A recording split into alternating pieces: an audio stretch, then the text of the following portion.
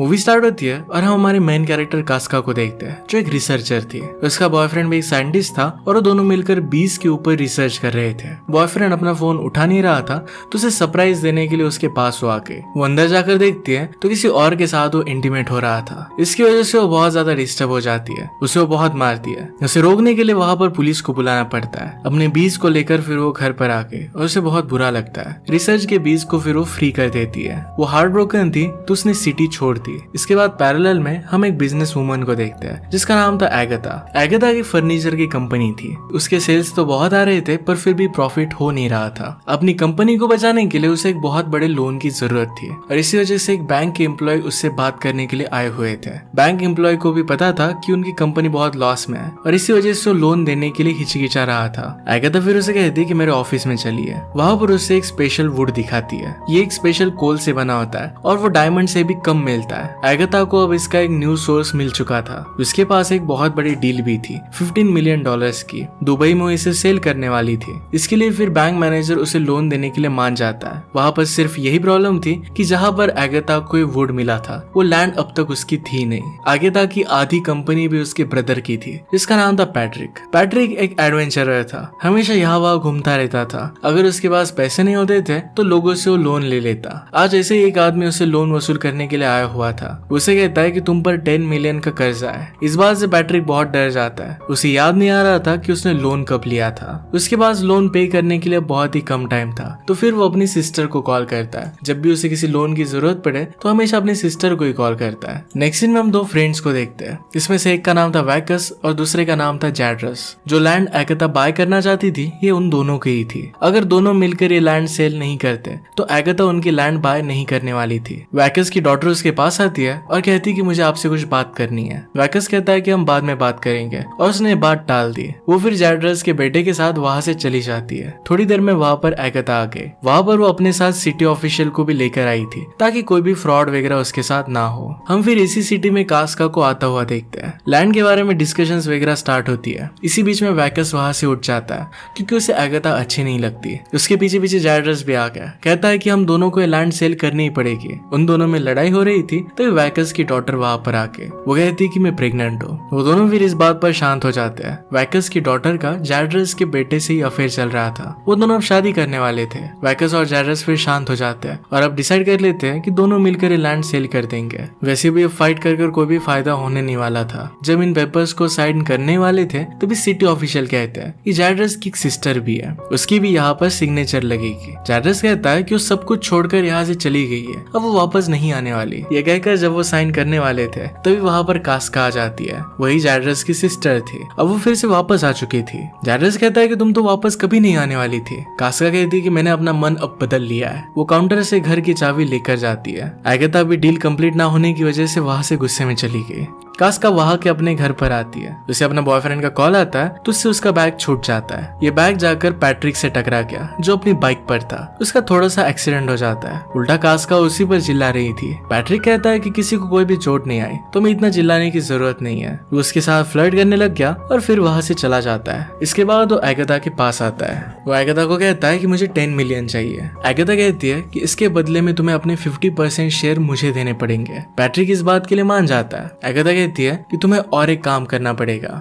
यहाँ मुझे एक लैंड चाहिए और एक लड़की इसमें प्रॉब्लम बन रही है। उसके साथ तुम अफेयर करो और फिर उसे यहाँ से भगा दो। यहाँ पर कास्का के बारे में ही बात चल रही थी। पैट्रिक इस बात के लिए मान जाता है। थोड़ी देर में कास्का से मिलने के लिए उसकी ग्रैंड मदर आती है। ग्रैंड मदर उसे देखकर बहुत ही खुश थे। वो दोनों एक दूसरे को बहुत अच्छी तरीके से ग्रीट करती है। ग्रैंड मदर ने उसके लिए स्पेशल मिल्क लाया था। ये कास्का को बहुत अच्छा लगता है।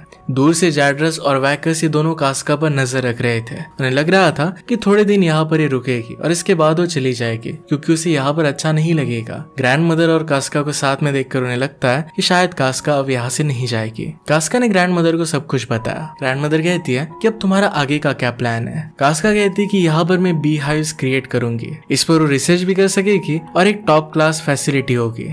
ग्रैंडमा उससे पूछती है कि ये सब तुम करोगी कहाँ पर। कास्का कहती है कि यही मेरे हाउस में करूंगी। ग्रैंडमा कहती है कि जगह इनफ नहीं होगी, वो उसे अपना खुद का घर दे देती है और कहती है कि तुम इस जगह पर ये सब बना सकती हो। कास्का को ये सब सुनकर बहुत अच्छा लगता है। रात में बाहर तूफान आया हुआ था, बहुत बारिश गिर रही थी। कास्का बाहर देखती है तो पैट्रिक वहाँ पर टेंट लगाने की कोशिश कर रहा था। कास्का बाहर गई और कहती है कि ये प्राइवेट प्रॉपर्टी है, तुम यहाँ पर टेंट नहीं लगा सकते। पैट्रिक बहुत ज्यादा स्ट्रगल कर रहा था। उसे कहती है कि तुम्हें अंदर रहना चाहिए या इस तूफान में तुम रह नहीं पाओगे। पैट्रिक कहता है कि मैं बहुत सारे माउंटेन चढ़ कर आया हूँ, मुझे इस तरीके की तूफानों की आदत है। कास्का कहती है कि यहाँ पर बेयर्स रहते हैं और वो भी 12, वो तुम्हें जिंदा खा जाएंगे। पैट्रिक फिर डर जाता है और उसके साथ घर में अंदर आ जाता है। कास्का ने कहा कि तुम्हें अपने कपड़े निकाल लेने चाहिए, वो भीगा हुआ था। पैट्रिक को लगता है कि कास्का उसमें इंटरेस्टेड है, वो फिर अपने सारे कपड़े निकाल देता है। कास्का इस बात पर सिर्फ हंस देती है और उसके लिए कपड़े लेकर आती है। बाद में कास्का उसे कहती है कि अपनी सारी गंदी चीजें लेकर मॉर्निंग में यहाँ से चले जाना। पैट्रिक कहता है कि यहाँ से जाने के लिए मेरे पास कुछ भी नहीं है, वो इसी टाउन में रहकर कोई होटल ढूंढेगा। रात वो यहीं पर बिताने वाला था तो कास्का कहती है कि बाहर जाकर वुड्स लेकर आओ। वो जब वुड लेने के लिए गया तो देखता है कि वैकस और जेड्रस एक कास्का की बी हाइव्स चुरा कर लेकर जा रहे थे ताकि वो यहाँ पर बिजनेस ना कर पाए। पैट्रिक ये देख लेता है और उन्हें यहाँ से भगा लेता है। इसमें कास्का के बी हाइव टूट गए थे। कास्का जब ये देखती है तो इस बात पर बहुत गुस्सा हो जाती है। गुस्से में पैट्रिक को यहाँ से निकाल देती है। रास्ते में उसे एक बहुत बड़ी गोट दिखी है, ये पैट्रिक को इंजोर कर देती है। इसके बाद फिर वो हॉस्पिटल में आ गया। हॉस्पिटल की डॉक्टर उसके साथ फ्लर्ट कर रही थी। पैट्रिक रियलाइज करता है और जल्दी से वहां से निकल जाता है। इसके पीछे हम देखते हैं कि एक आदमी उससे पैसे लेने के लिए उसे ढूंढ रहा था। वैकस और जैड्रस सोच रहे थे कि कास्का अब यहाँ से कैसे जाएगी। उन्हें एक आइडिया आता है कि यहाँ के अगर किसी लड़के से वो प्यार करती है और अगर उस लड़के ने उसे धोखा दे दिया तो वहां से वो भाग जाएगी। वो फिर इस लड़के को ढूंढने की कोशिश स्टार्ट कर देते हैं। वो अलग अलग लड़कों की इंटरव्यू ले रहे थे पर उन्हें कोई भी पसंद नहीं आता। कास्का ने टाउन के बहुत सारे लड़कों को ऑलरेडी रिजेक्ट किया हुआ था। इसके बारे में पैट्रिक को पता चलता है। पैट्रिक जाकर उनसे बात करता है और कहता है कि तुम लोगों का काम मैं कर सकता हूँ। उनसे भी वो डील कर लेता है। कहता है कि मुझे कास्का के ऊपर सारी इन्फॉर्मेशन चाहिए। पहले तो जैड्रस इसके लिए मना कर रहा था पर वैकस फिर उसे मना लेता है। सब मिलकर फिर एक प्लान बनाते हैं। अगले दिन कास्का अपने बी हाइव्स के लिए वुड ढूंढ रही थी। रात में उसकी छत भी लीक होने लग गई थी तो इसके लिए भी उसे वुड की जरूरत पड़ने वाली थी। वो अलग अलग जगह पर जाती है पर कोई भी उसे हेल्प नहीं कर रहा था। वो सब लोग कह रहे थे कि सारा वुड हमने ऑलरेडी सेल कर दिया है। ये वुड वैकस और जैड्रस ने मिलकर ही बाय किया था ताकि कास्का को हेल्प हो ना सके। जब कास्का घर पर आती है तो पैट्रिक उसके लिए बी हाइव्स लेकर आया था। कास्का को देखकर बहुत अच्छा लगता है पर उसे पूछती है कि तुमने ये सब लाया कहाँ से। पैट्रिक कहता है कि मैं कुछ भी कर सकता हूँ, मैं खुद एक बहुत ही अच्छा कारपेंटर हूँ। कास्का इम्प्रेस तो थी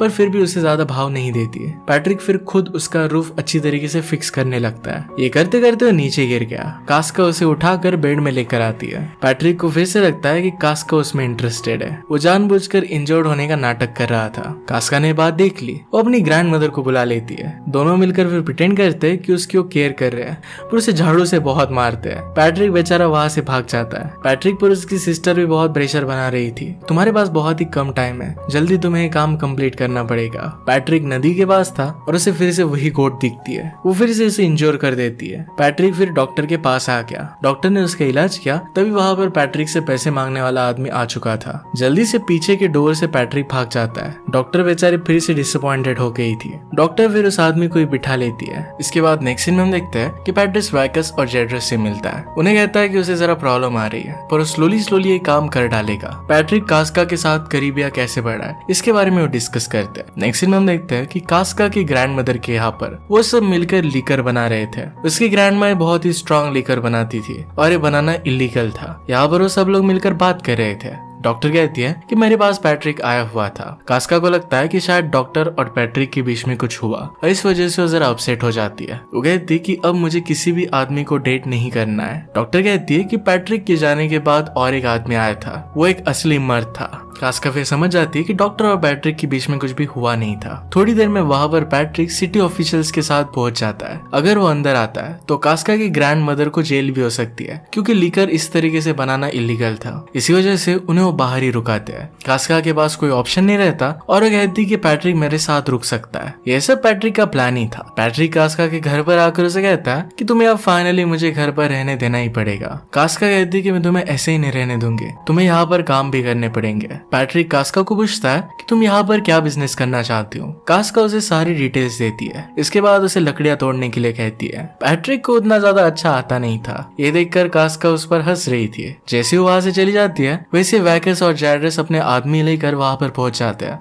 और जल्दी से सारे वुड को कट कर देते हैं। थोड़ी देर में जब कास्का वापस आई तो इम्प्रेस्ड हो जाती है कि पैट्रिक ने इतना सारा वुड तोड़ा कैसे है। इसके बाद पैट्रिक खुद की बड़ाई करता है। अंदर रहने के बाद वो थोड़ा सा कुक करता है। कास्का को ये सब चीजें बहुत अच्छी लगती है। रात में उसके डोर के बाहर वो वाइन लेकर खड़ी हुई थी। वो नॉक करने वाली थी पर अपना माइंड वो चेंज कर लेती है।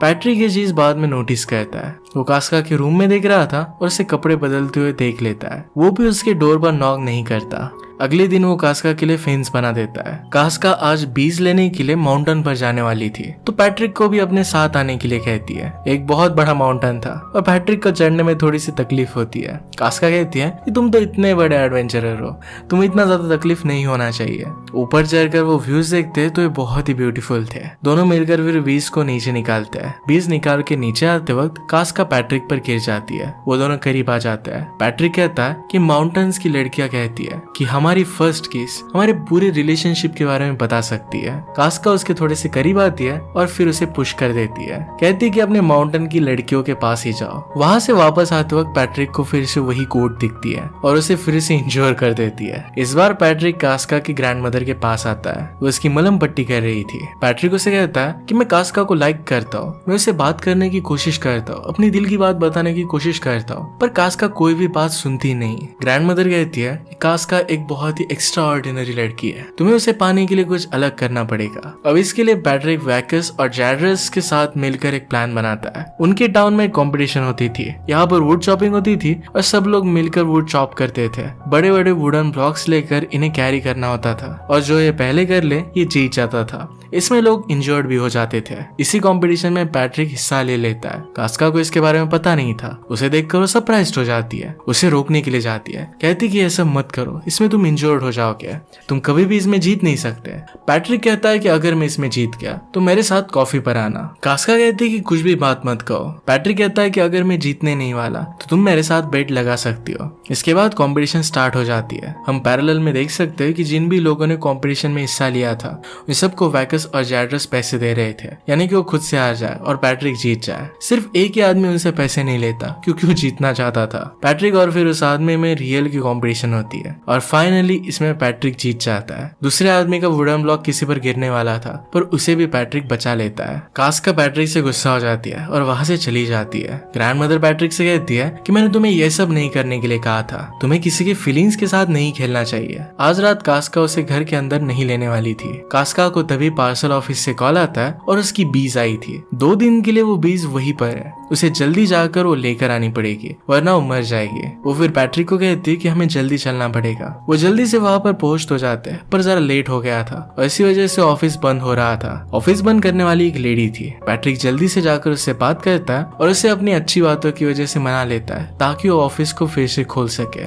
थोड़ी देर में पैट्रिक कास्का को पार्सल लेकर वापस आ जाता है। कास्का को देखकर बहुत ही अच्छा लगा। वो पैट्रिक को गले लगा लेती है। घर आकर उसके साथ वो इंटीमेट होने लग गए। पैट्रिक को उसके साथ ये सब करना गलत लगता है तो कहता है कि मैं तुम्हें कुछ कहना चाहता हूँ। कास्का कहती है कि अब कुछ भी मत कहो। उसके साथ वो इंटीमेट हो जाती है। अगली सुबह पैट्रिक वहां से निकल जाता है। वो वैकस और जैड्रस के पास आ जाता है और उन्हें सब कुछ सच्चाई बता देता है कि उसी की सिस्टर के लिए काम कर रहा था। घर पर पैट्रिक का फोन नीचे ही गिरा हुआ था। उसे एगाथा का कॉल आ रहा था। इस कॉल की वजह से कास्का समझ जाती है कि पैट्रिक अपनी सिस्टर के कहने पर यह सब कर रहा है। इससे वो बहुत ज्यादा गुस्सा हो गए। पैरेलल में वैकस और जैड्रस भी बहुत गुस्सा थे। उनमें लड़ाई चल ही रही थी तभी वहां पर कास्का आ जाती है। कास्का कहती कि मेरे साथ ये सब करने के लिए तुम्हें कितने पैसे मिले। उससे कन्फ्रंट करती है और रोते रोते वहां से जा रही थी। कहती कि अब इस टाउन में मेरे लिए कुछ भी नहीं है। अब वो वहां से हमेशा के लिए जाने वाली थी। ये सब बातें वहां के सिटी ऑफिशियल सुन रहा था। वो उनसे कहता है कि कास्का अब यहाँ से जाने वाली है तो उसके लैंड में जो ट्रेजर है उसका क्या। उन सबको ट्रेजर के बारे में कुछ भी पता नहीं था। ये बात सिर्फ एगाथा ही जानती थी कि वहां का वुड ट्रेजर के बराबर है। वो फिर सिटी ऑफिशियल से सब कुछ उगलवा लेते हैं कि एक्चुअल में यहाँ पर चल क्या रहा है। अब इस वुड का पूरा कंट्रोल लेने का सब मिलकर एक प्लान बनाते हैं। वहां पर कास्का की ग्रैंड मदर भी थी। पैट्रिक उन्हें सॉरी कहता है। वो कहता है कि सारे गुंडे वगैरह ये सब मेरी सिस्टर ने मेरे पीछे लगाए थे ताकि उसका काम वो कर सके। वो भी अपनी सिस्टर के खिलाफ था। वो उन्हें सॉरी कहता है कास्का के साथ ये सब करने के लिए। और वो एक्चुअल में कास्का से प्यार करने लग गया। उसे वो धोखा नहीं देना चाहता था। पैरेलल में हम देखते हैं कि डॉक्टर और जो गुंडा पैट्रिक के पीछे था, उन दोनों के बीच में अफेयर हो जाता है। उसे जाकर कन्फ्रंट करते हैं। वो गुंडा फिर एगाथा के पास जाता है और कहता है कि काम अब कंप्लीट होने वाला है। इसके बाद हम देखते हैं कि वो सब मिलकर एगाथा के साथ मीटिंग करते हैं। उसे फाइनली कह देते हैं कि अब लैंड वो सेल करने वाले हैं। पैट्रिक फिर एगाथा से अपने 50% शेयर सेल कर पैसे ले लेता है। ये सारे पैसे वो कास्का की बी हाइव बनाने के लिए इन्वेस्ट करते हैं। जैड्रस कास्का को आकर सॉरी कहता है और वो फिर से फैमिली बन जाते हैं। इसके बाद नेक्स्ट सीन में हम देखते हैं कि एगाथा बैंक एम्प्लॉय को लैंड दिखाने के लिए आई हुई थी। वहां पर पैट्रिक पहुंच जाता है। पैट्रिक कहता है कि वैकस, जैड्रस और मैं मिलकर अब हमारी वुड की कंपनी स्टार्ट कर रही है। हम हमारा खुद का फर्नीचर दुबई के क्लाइंट को सेल करेंगे। एगाथा के पास कुछ भी नहीं है। बैंक अब ये सब बिजनेस करने के लिए डायरेक्टली पैट्रिक को ही लोन देने वाली थी। पैट्रिक ने ऑलरेडी दुबई के क्लाइंट के साथ बात कर डील फाइनलाइज कर ली थी। सब लोग अब बहुत ही खुश थे। नेक्स्ट सीन में हम देखते हैं कि जैड्रस के बेटे और वैकस की बेटी की शादी हो जाती है। कास्का को भी अब पता था कि पैट्रिक ने उसके लिए ये सब कुछ किया है। वो फिर उसके पास आता है। वो कहता है कि मेरे पास इस टाउन में रहने के लिए जगह नहीं है, क्या कोई जगह तुम्हें पता है? कास्का कहती है कि क्या तुम यहाँ पर सिर्फ थोड़े दिनों के लिए रुकोगे या फिर ज्यादा रुकने का भी कुछ प्लान है? पैट्रिक कहता है कि मैं हमेशा अब तुम्हारे साथ ही रहना चाहता हूँ। कास्का फिर उसे माफ कर देती है। वो दोनों एक दूसरे को किस करते हैं और अब एक दूसरे के साथ है। फाइनली उन दोनों के डांस के साथ ही मूवी एंड होती है। अगर आपको एक्सप्लेनेशन अच्छा लगता है तो प्लीज लाइक और कमेंट जरूर कर दीजिएगा। मैं बहुत सारी मूवीज लेकर आते रहता हूँ, तो प्लीज चैनल को सब्सक्राइब कर दीजिए और बेल नोटिफिकेशन आइकन दबाना मत भूलिएगा। हम फिर से मिलेंगे और एक नए मूवी के साथ। तब तक के लिए थैंक यू और आप अपने आप का ख्याल रखिए।